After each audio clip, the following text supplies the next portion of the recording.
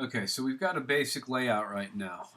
Another good shortcut to remember when you're working with guides, if you want to toggle them off from in here, you can go into Show and click off Guides. The shortcut is Command semicolon, and that just toggles them on and off. All right, so I'm going to turn them off for right now as we get started to draw our scenes now. Again, the goal is that under line, and I'm using the example moves the eye. There are other things that line can do.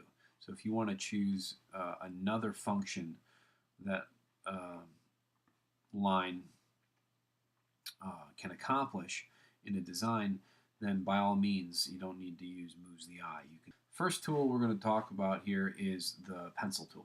Okay, it's in the same palette as the paintbrush tool, which we've used before for quick mask. So if I click and hold on it, um, there it is. Okay. Again, in terms of shortcuts, B is the shortcut for this palette, this whole palette. So if I'm on the move tool and I click just my B key on the keyboard, it brings up this palette. It's B for brush. Now if I want to toggle between the different tools in there, I can hold down Shift B and go through them all.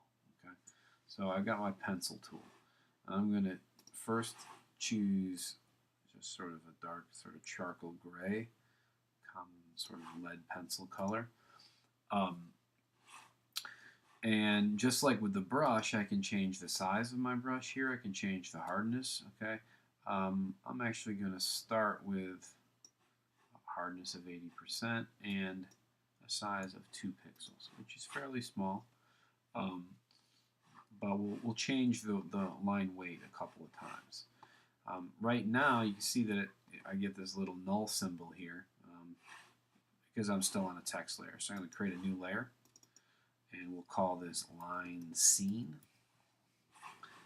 And I'll go back to my pencil tool, and I've already got it at 2 pixels. I've got my color selected. So, this works very similar to a normal pencil. And I'm just using the mouse to direct it. I get my crosshairs here, so that shows me where I'm drawing. And I'm going to just draw some kind of basic road scene like you saw in the finished example. All right? One of the things is, the road is sort of the point of emphasis of this particular scene at this point.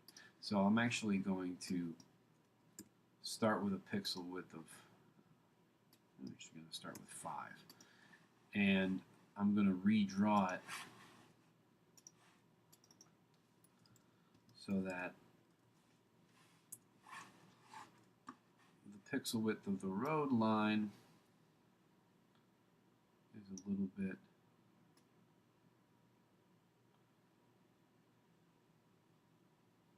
thicker than anything else. And I'm going to come back up here, go back to 2, oops, 2, and now I'll draw things like my grass. So even though we're only talking about 3 pixels here, it's a subtle difference, but there is a difference. And the eye is even more apt to follow this road.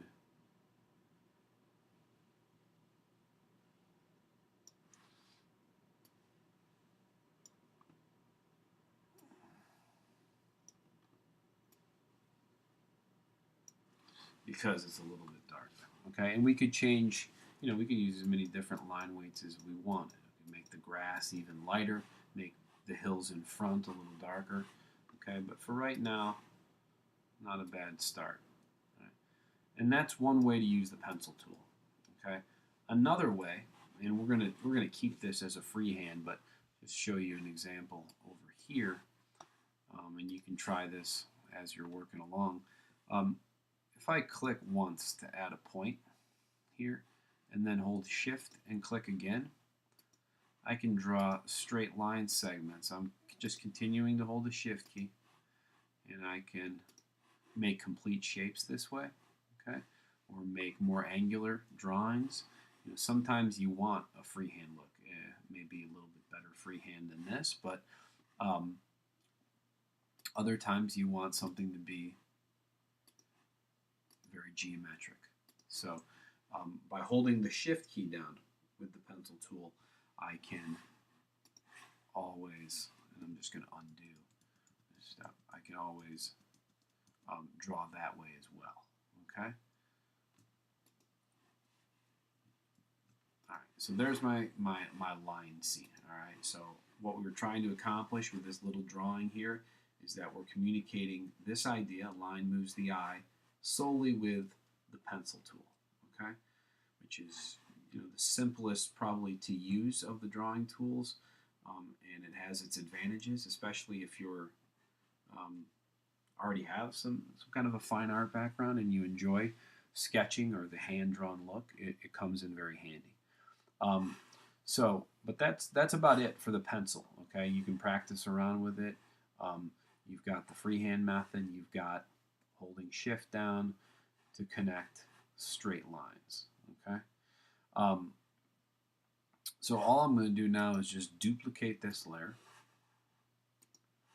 And again, I'm going to hold shift and just click it over to the shape layer. And look at that. That lines up pretty nicely. So I'm just going to sync them up together. All right, like that. And we'll call this the shape scene. Shape background, actually, because we'll have another layer over here. So, click over here to see what it looks like. I'm going to click down to the background and see. All right, and I'm actually just going to do one thing with this one. I'm going to grab my pencil tool, and I'm going to switch this back to 4 and continue this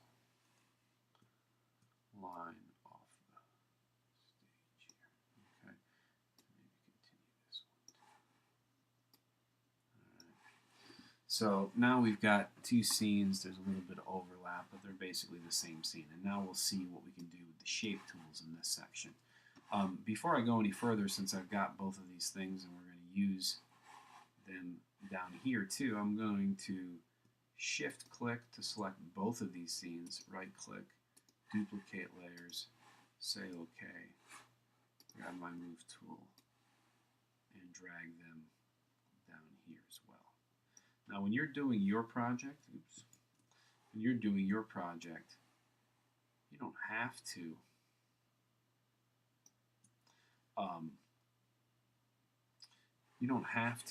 use the same scene over and over again. You could start with a whole new one each time. I'm using this to see how adding one element of design at a time can sort of change things, okay? But you could use and draw 4 different little pictures using the different techniques in order to communicate the elements of design.